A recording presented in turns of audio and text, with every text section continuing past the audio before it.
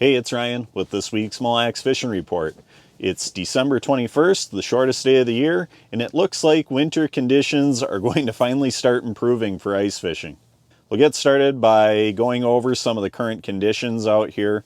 For the most part, most of the fishing that's been taking place on Mille has been in the bays. Now, the main lake is finally starting to lock up. Things are starting to solidify out here, but there's still open water in the main body of water. Currently, ice conditions that I know of in the bays are somewhere around 10 inches, give or take. There's a lot of wheeler traffic and side-by-sides and snowmobiles that have been getting out over the last couple of weekends. But I would definitely contact your local resort and ask them what the current conditions are. As far as the main lake, the main body of water, there are definitely some new opportunities to get out on some fresh areas right now. I would make sure that you keep your ice spikes handy, wear some ice cleats because it's definitely slick out here.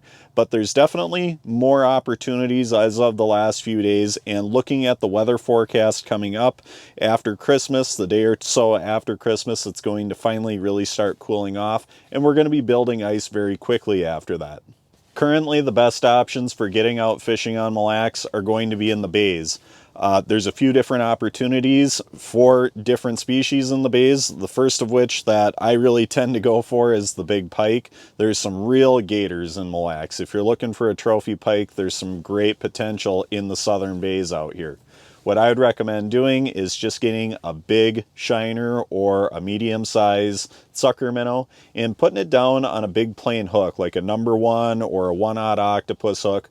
Just put it down above the weed tops. If you're finding the best cabbage, the good green cabbage, in about 10 feet of water, I'd say put your bait about 3 to 4 feet down. You can either cut a spear hole and do sight fishing, or you can set up a tip up or just use a bobber or any sort of set line. That's going to be your best option for getting in on pike. There's a couple other opportunities that are really good at this time as well. The first of which for the daytime is the perch fishing. Now, I will say most of the perch that you encounter out here in the bays are going to be real small, little mini perch, but they'll keep you busy and keep you occupied, and they're kind of fun to catch throughout the day. If you really stick with it and you want to do a lot of sorting, you can still get some good size keeper perch. So if a guy wants a meal of fish and you want to stick to sorting through perch throughout the day, if you're willing to do a lot of sorting, a lot of times you can go home with a meal. For the perch, all I recommend using is just a small tungsten jig. You can use a variety of different colors. They tend not to be too picky, but a small gold tungsten jig loaded up with spikes, that's generally the way to go. You can use other bugs such as waxworms, but the little perch really rob you quick when you're using waxies, so I recommend going with the spikes. And lastly is the walleye bite. There's some great walleye fishing in the bays, but I would say your best opportunities are going to be morning and evening. Now, there's walleyes all over in the bays. You'll find them in the weed lines and kind of scattered throughout. But if you really want to get things dialed in for the walleyes, what I recommend doing is finding where a good weed line of good cabbage, green cabbage, lines up with a hard bottom. Oftentimes you're going to find that in around 10 foot of water. If the harder bottom is a little more difficult for you to find, if you look at a map and look closely, sometimes you'll see little points and stuff jutting off from the shoreline. Wherever those little points stick out, a lot of times that's going to be a harder bottom. Find where that lines up with the weed line. That's going to be the sweet spot for walleye fishing in the morning and evening. There's a couple different ways to catch the walleyes. The two techniques that I use the most are going to be jigging a flutter spoon.